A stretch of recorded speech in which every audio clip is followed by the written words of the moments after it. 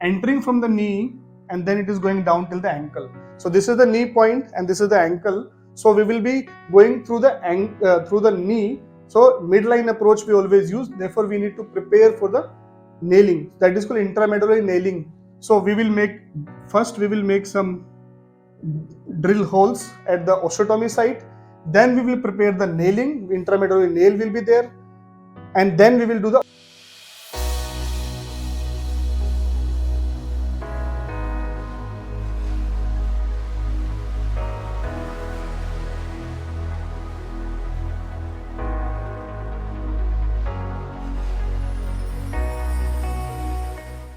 Hello friends, I am Dr. Sunil Saini, trauma and laser surgeon, expert in limb lengthening, deformity correction and pain management.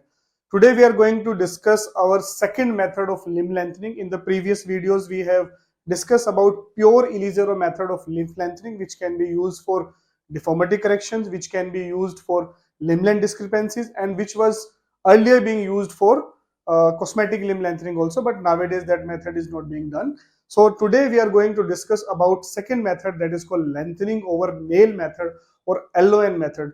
Friends, this is method which is most commonly being done in the developing worlds like India, in Turkey, because of economical condition, because of the economical status.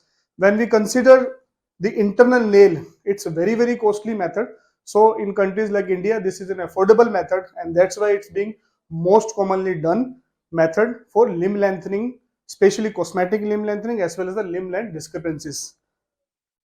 So we have already discussed about the Ilizarov method of limb lengthening. Now today we are going to discuss about lengthening over nail method, and in next videos we are going to cover the internal nail methods.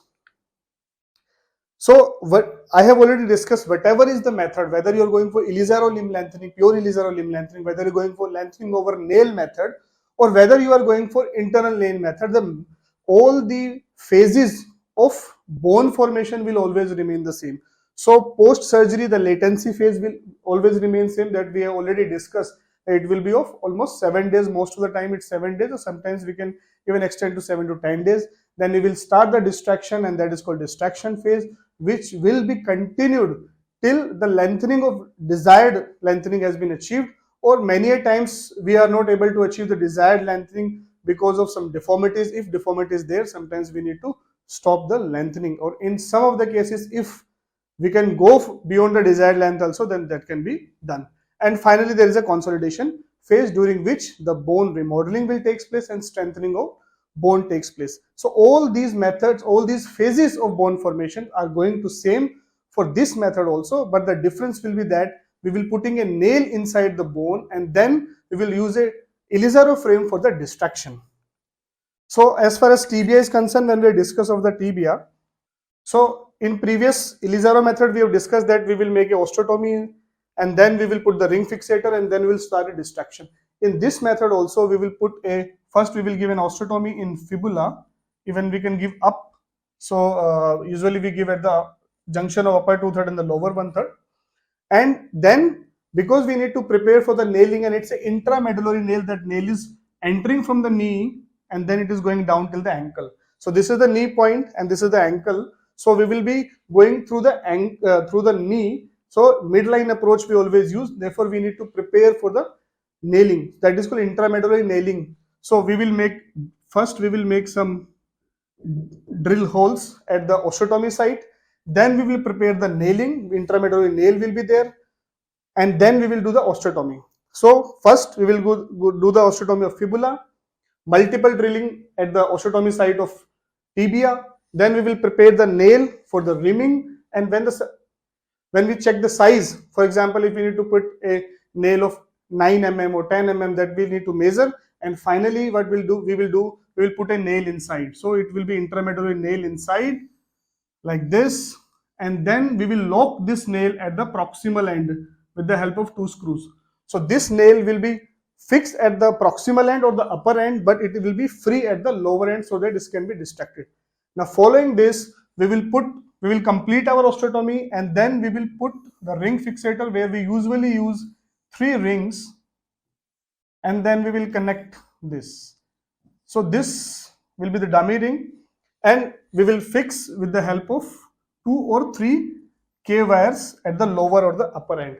Most of the time, in spite of putting a syndesmotic screw, we can also give a transfixation screw through the tibia and the fibula, similarly in the upper end as well as in the lower end, so that we need not to put malleolus screw. Many a times we need to fix with the screw also, but what I usually do, I give a transfixation K wire through the fibula as well as the tibia, which will act as a basically transfixation screw. So this is the whole thing which we need to do. Now we will start the distraction, and once the desirable length is achieved, we will remove this fixator, and before removing this fixator, we will fix the distal end with the help of two screws, and then we will remove the frame. So this is the difference with this method. Similarly, in femur, when we go for femur, what we are going to do for the femur? In femur also, we will make a osteotomy in this area. We will put a nail inside. We will lock the nail at the upper end, and then we will put a external fixator which we call as LRS. So in tibia, we are basically using the Elizaro fixator and nail inside, which is locked at upper end, but it is free at the lower end. In case of femur, we are making osteotomy at the junction of upper 1/3 and the lower 2/3, at just below the lesser trochanter, and then we will put a nail inside. After preparing, we will put the two screws at the upper end, the lower end is free, and then for the distraction, we will use the limb rail system or LRS. So rest all the phases will remain same. So this is about lengthening over nail method. This method is most commonly being done, and now we will discuss about what is the advantage of lengthening over nail method over the pure Elizaro method. So lengthening over nail method was basically came into 90 something by Dr. Dror Pehle only developed. So on one side you can see the Elizaro, and another side there is lengthening over nail. As we already understood that in case of Elizaro frame, when we are going lengthening through pure Elizaro, we need to keep Elizaro frame for a longer period of time. Like for consolidation phase also we need to keep. That is the most common or most important disadvantage, that you need to keep that frame for a very longer period of time till the consolidation is achieved. But what is happening on lengthening over nail method? We can remove the frame once the lengthening achieved. So once the lengthening achieved, if you, for example, you want to go for 6 or 7 centimeter of lengthening, when your distraction is complete, at the end of distraction, we'll check the x-rays, everything is normal, then we stop the lengthening, and usually after 2 weeks of stopping the lengthening, we can go for the frame removal and fixation at the distal end of the tibia. So we will fix the nail at the distal end and we will remove the frame. So that is the maximum or best advantage as far as both methods is concerned. Here we need to keep frame for a very longer period of time, but here we can remove the frame once the lengthening is complete after 2 weeks. So another difference is that when we discuss about the regenerate, the newborn formation which is formed is called regenerate. You can understood that in case of Elizaro, that regenerate can shift on sideward.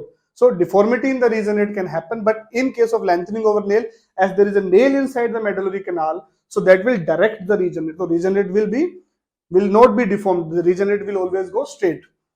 Third is weight bearing. Usually with pure Elizaro, weight bearing is not possible, but with lengthening over nail method, if the patient is not so heavy, then usually we can give partial weight bearing. Full weight bearing cannot be possible with lengthening over nail method also, because it will lead to deforming the wire.